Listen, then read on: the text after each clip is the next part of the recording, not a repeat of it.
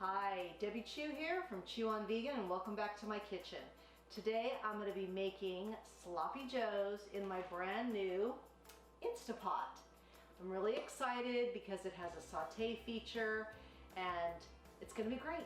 And I love sloppy joes, and I have a regular sloppy joe on my channel, but I'm trying this one. I've added a few tweaks, so this will be slightly different than my other one.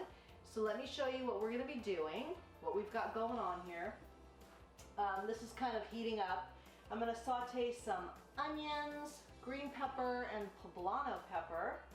We're going to add some tomato puree. I'm also going to be using, not only am I going to be using brown lentils, I'm going to be using red lentils as well.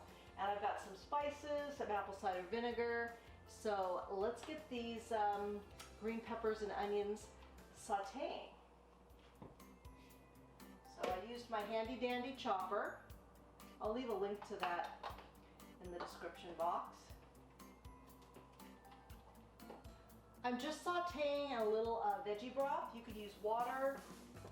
If you want to use oil, you're more than welcome. I try not to use oil.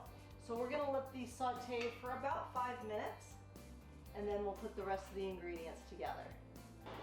All right, so these are nice and sauteed. We're going to turn this off so they stop sauteing, and then we're going to add all the other ingredients. I've got a nice big can here of tomato puree. You could use crushed tomatoes, tomato sauce. I'm going to show you this really cool can opener. It goes all around the edges, so you don't get any sharp edges, which I really, really like.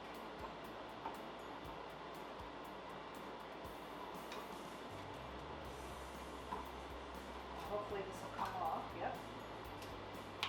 See, absolutely no sharp edges on anything. All right, let's add our tomato sauce.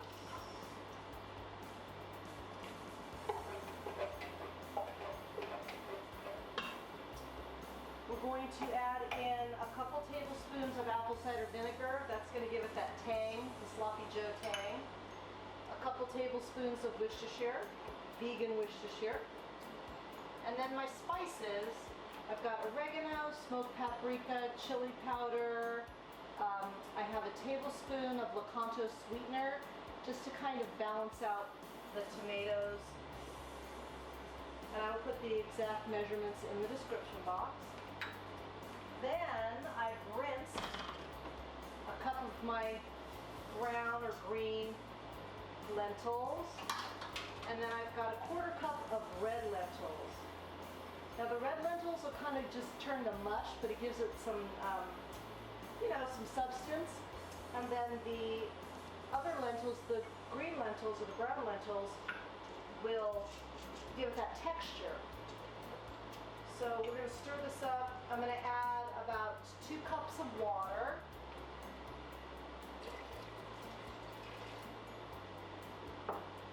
Then we're going to cook this on manual for about 13 minutes. It's going to take 10 minutes or so to come up to pressure.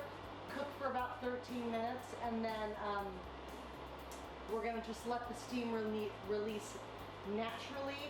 That'll be about another 15 minutes or so. So not too long, but it's well worth it. Those flavors are going to be locked in there and taste delicious. So we'll see you back in a little bit.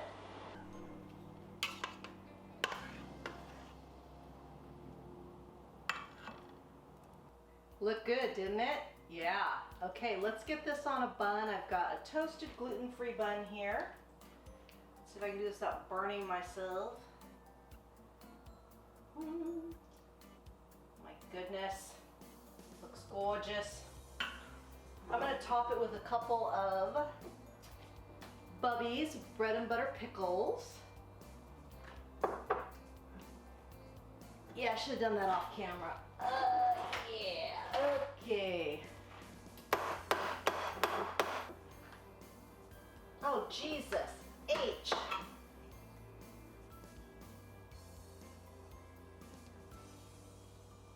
Let's give this baby a try.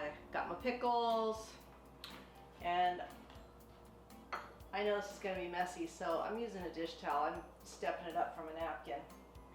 Okay, hair out of the way. All right, it's not going to be pretty, but it's worth it.